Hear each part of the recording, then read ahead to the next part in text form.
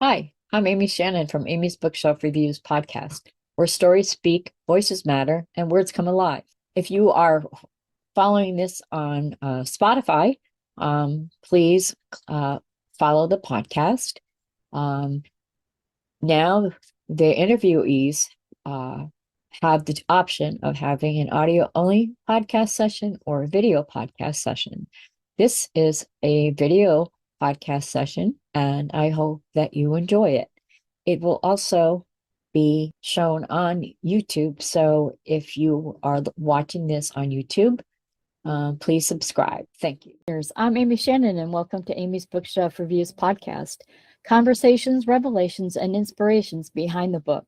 You never know where the conversation will lead us, so let's find out. Tonight we have a guest with us, so thank you for joining us, and will you please introduce yourself and let people know how they can connect with you?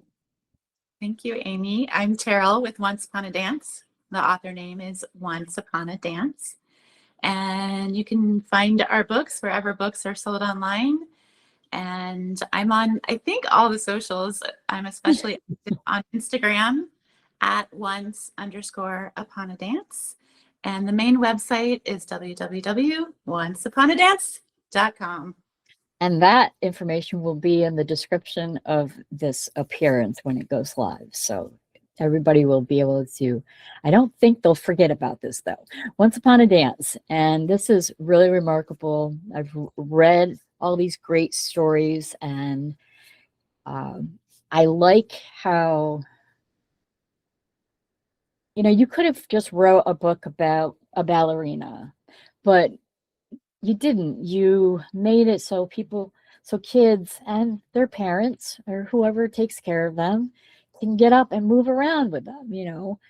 Too many times kids are, they're sitting down, they're watching TV, or whatever they're doing. They have a screen in front of them. And that's what really drew me when I read the first book, and then obviously I wanted to read every single one after that, was just because it is about getting kids off their butt, getting them moving and dancing, and like there's no one watching, just them. And I think it's pretty amazing. So what made you come up with this kind of concept? I mean, uh Yeah, it's important. Like even now it's harder for me post pandemic to get off the couch, whereas I used to be even more active, and I think we're all struggling. So any little help to get active I think is really important, and the research all shows that being active and socially connected is so important. So this is my COVID pivot. I was a dance teacher before 2020, and I always told the kids stories, and that was their favorite part. So that was something I did for, decades. And I would create new stories. I'd stay up late, like making up new ones. And then they'd like, can't we do the one we did last week? They just really loved them. So that is, those dance along stories, and they all they're meant to be shared, with an adult or with each other and have some connection. And I just think that's so important for kids these days, just like you were saying with the screens and everything, to just connect with those humans and have those moments. And so, yeah, I just started creating, and then, lockdown here in Washington went on and created more. And so now I have 40 books. I've got 5 basically that I'm just, finessing, and then that will publish soon. So yeah, and they're all focused on dance. And the more I do things like these, I've really discovered more about why I'm so motivated to make these and create these stories. And some of it is about strong women. Yeah. And so originally I was so diverse and I wanted everything to be balanced. And then I just more and more have gone into strong women characters. And that's a real, thing that I'm leaning into more and more. And then also kind of thinking about the stories that we put on stage and that we're showing kids. These young ballerinas are seeing these shows, and it's great to see the prince rescuing, once or whatever. But when you're seeing that narrative every time, Yeah. I have to believe that impact that has on young girls and their psyche is damaging. And so I really wanted to create things that are about strong women and strong girls. So more and more I've leaned in on that. Yeah. No, that is really great because, even now, you know, I think we all, as women, we still look for that one woman or a bunch of, strong women to, look up to, and just kind of sometimes we just need that motivation. Um, and also to remind people that we, if we wear a dress, who cares?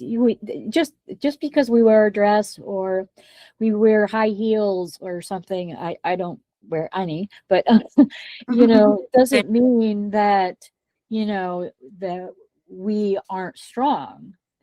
We're they used to call it the weaker sex, and sorry guys, but no.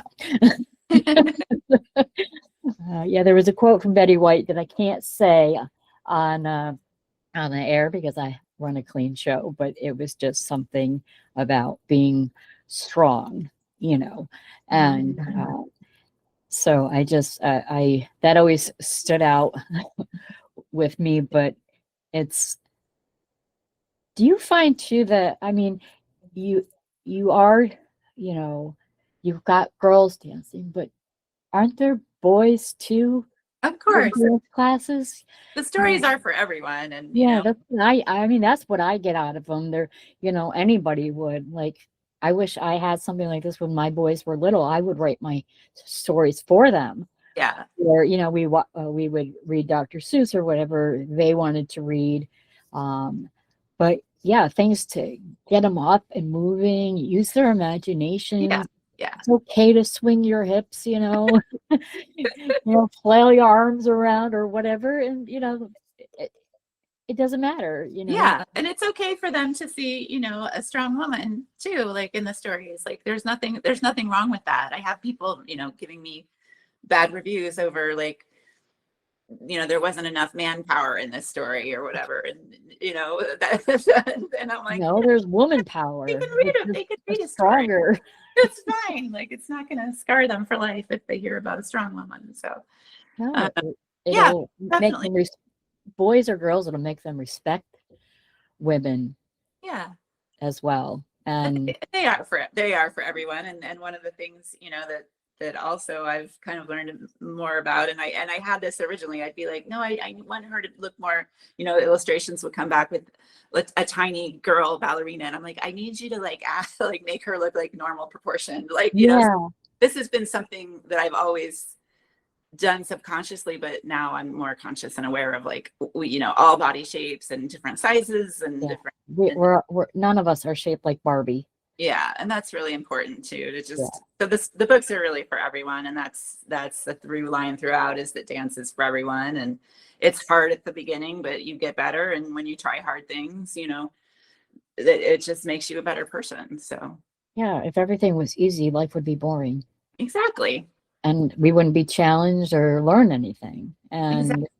And I love learning at least one or two things new every day. And I am mobility impaired, but um, when my legs do work, and I must say that I'll hold on to something and I'll rock out. No one's around, but that's okay. Just even if I'm just chair dancing, Yeah. just kind of have to do it. You have to keep moving, and whatever part of you can move, whatever it is, because there are people that sometimes they can only move their head, or they could just use their mind. But if your mind is active as well, so a mixture of body and mind and soul and heart, I think, is really important, and that stuff comes right out of your books. I must say, I recently read, you know with Kit. I just loved that little kitten with the Kit ballerina. She was just Yeah.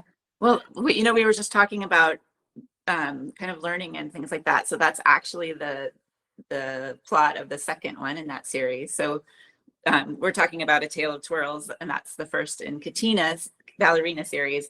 And Katina's been in a lot of my other series, but I decided she needed her own origin story in her own series.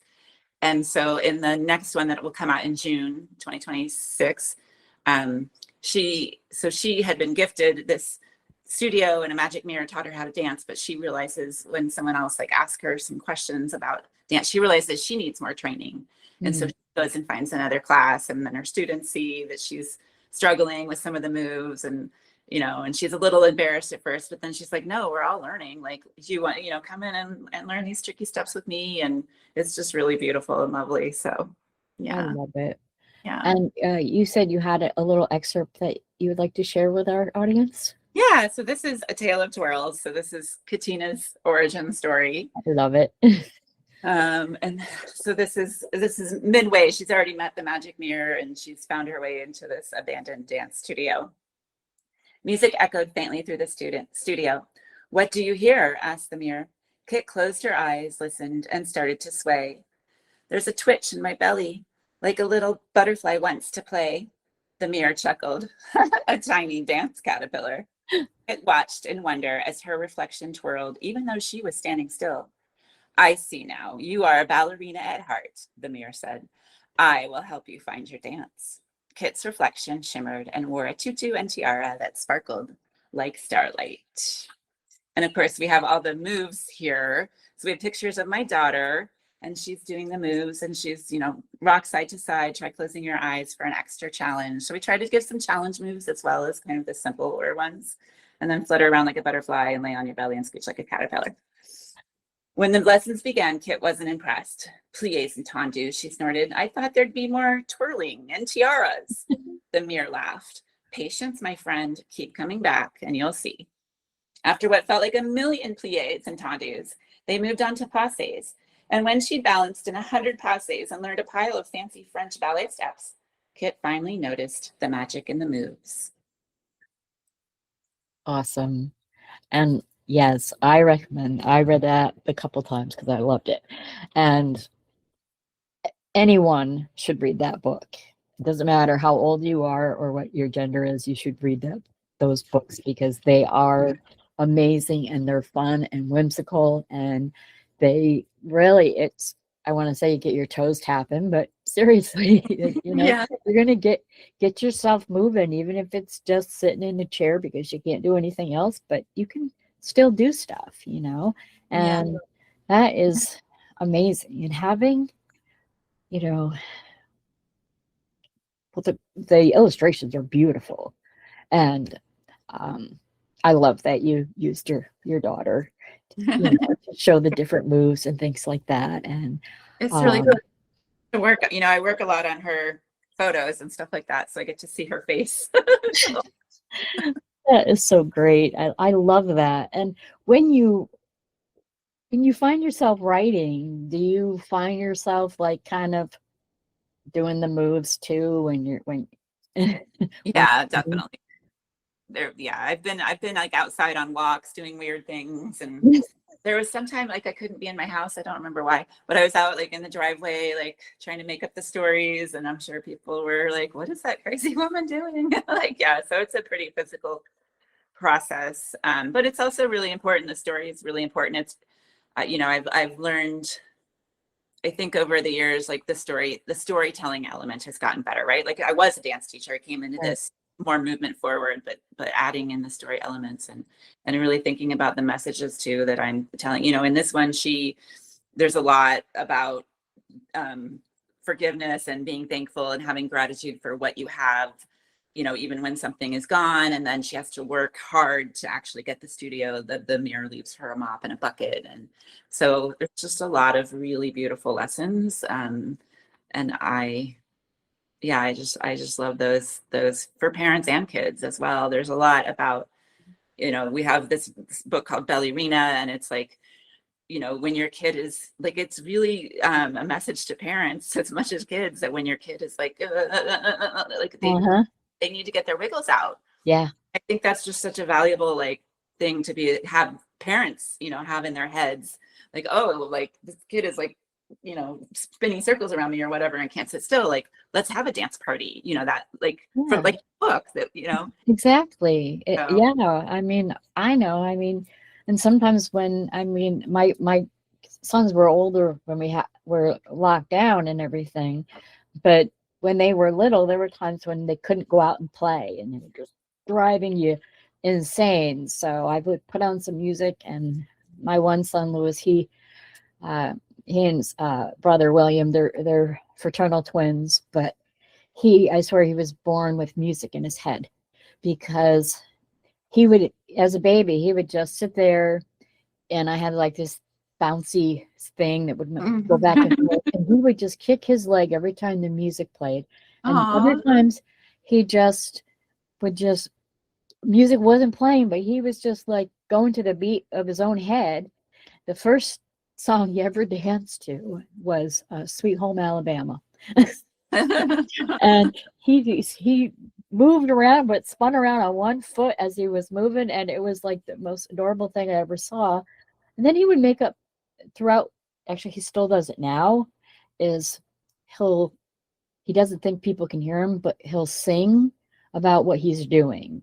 Mm. Like when he was a kid, he would sing that he was eating cereal and then Uh-huh. pouring the milk. And now I hear him, he's singing when I'm doing laundry. And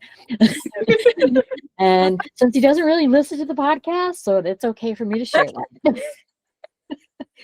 But yeah, it's like parents have to realize too that just like we get antsy or anxious, and we just get fidgety, and we get it from when we were kids, that's what happened.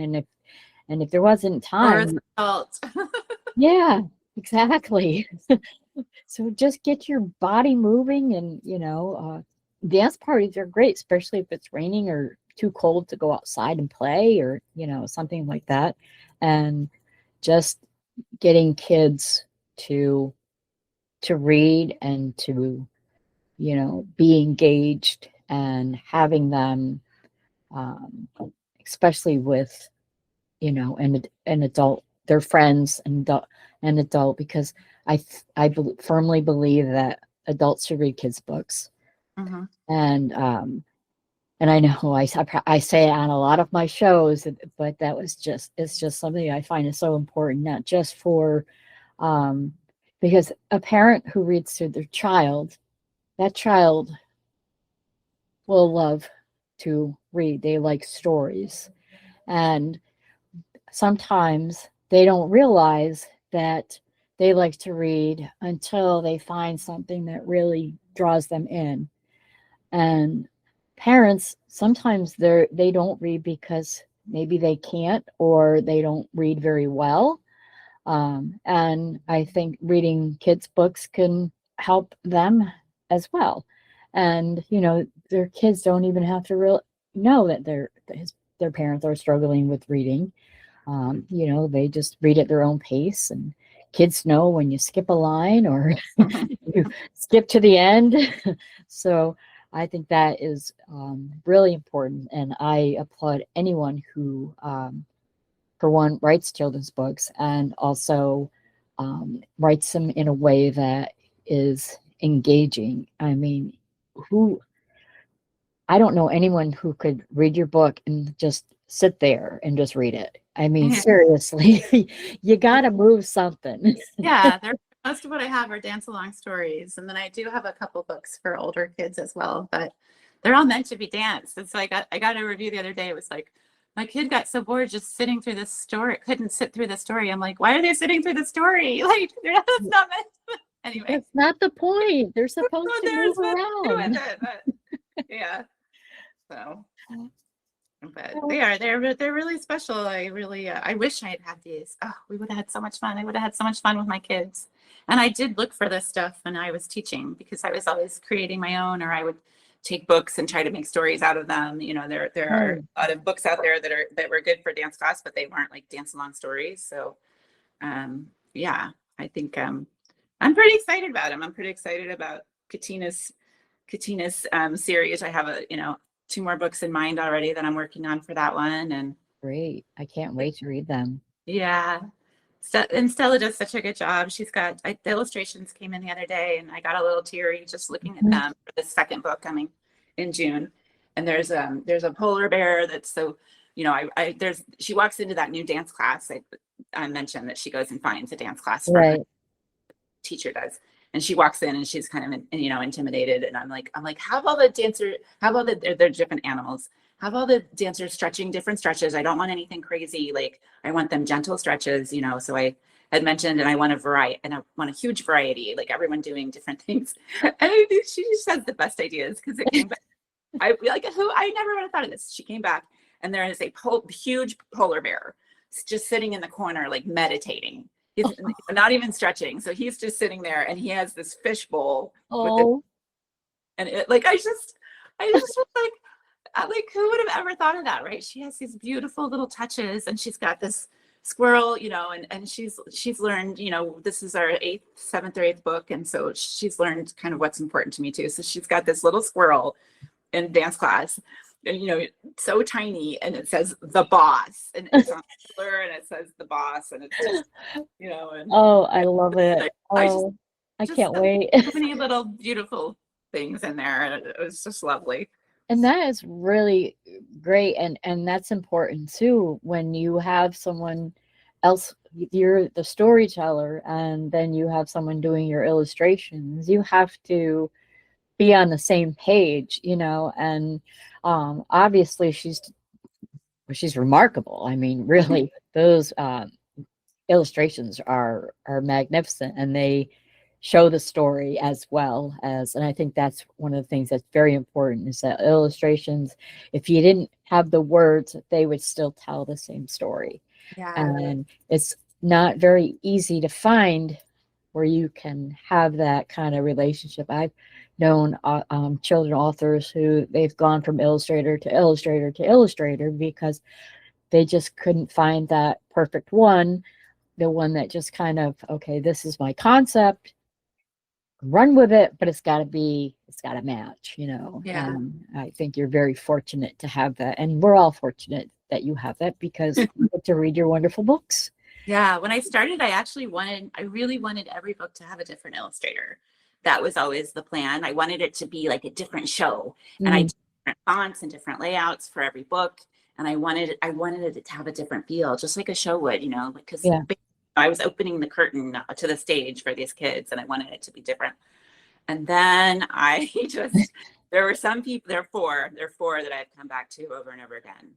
And so those, and I still reach out to different people, and I'm still looking for illustrators here and there, but there are four that I come back to time and time again.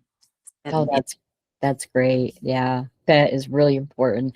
I recently wrote a book about kindness. It's called Be Kind. And what I wrote 5 stories in it, and I used AI for the graphics, but what I did was I asked members of, well, my kids and my daughter-in-law if I could use their name.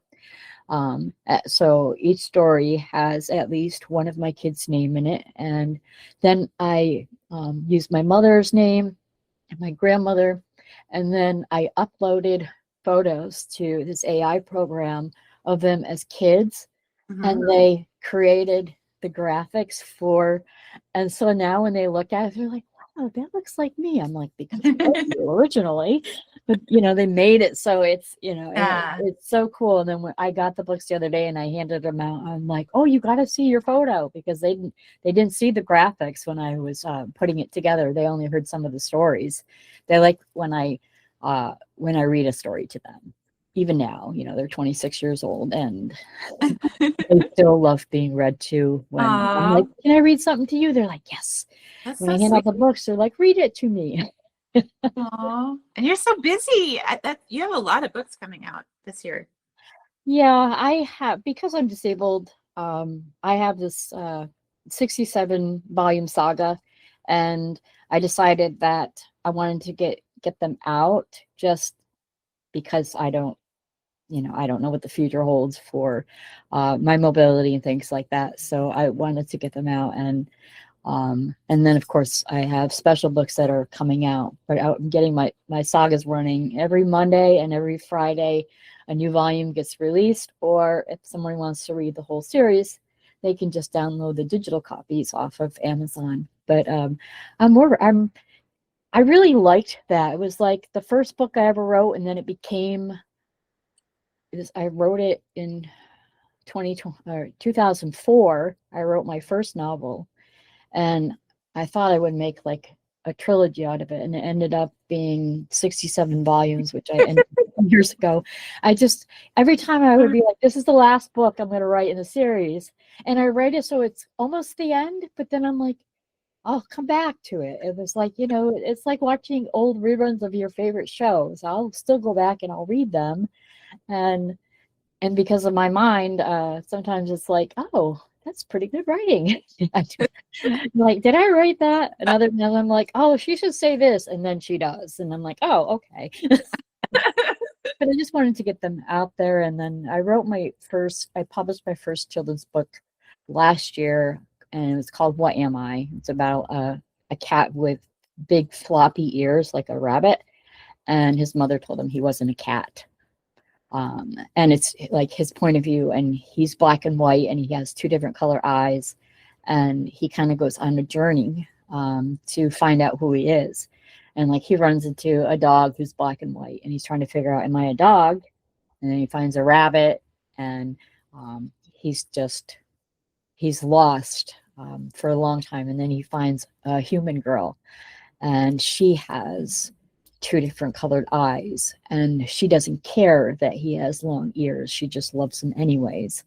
And he finally finds his forever home, and he realizes that he's special, because his ears were so big that he would trip over them, and he's just a kitty, and they don't really have cats like that. So I sketched them, and then I painted the cover of it, because I'm like, he only exists in my mind. So and so I did a book with various types of graphics and illustrations, and then I gave them out to like relatives who I knew had grandchildren, and I'm like, let me know what they think about it. And one of my aunt's grandchild said, oh, I love the book.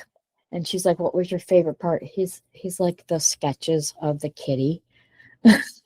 So that just made me feel really good. So Yeah. and I don't know, it just, once I wrote that, it just popped in my head, and then I'm just like, okay, so I'm switched to nonfiction history and kids books. And I think that's just something that just kind of pops in your head, and you get, Brings you joy. It does. It makes me feel good. And I loved it when you sent me all those books in the mail. They were just so beautiful. And, it's not the same reading them on the screen, but when authors like you, they send me your books, and it is such an honor. And every time I get a package in it, and I know it's a book, I just get very excited. And those books are just beautiful. Honestly, they are truly beautiful, and I just love them. Thank you. So I want to thank you for being on the show, and audience, thank you for listening. If you wish to be a guest on the show, please go to amysbookshelfreviews.com/podcast and schedule your pre-recording. Don't forget, if you wish to comment on the show or any show, comments are available, and yes, I do read them. And join me again next week for another great conversation. Please follow this podcast on Spotify. And if you want to check out my work, just Google me. I'm Amy Shannon. Be safe, be well, and always be kind.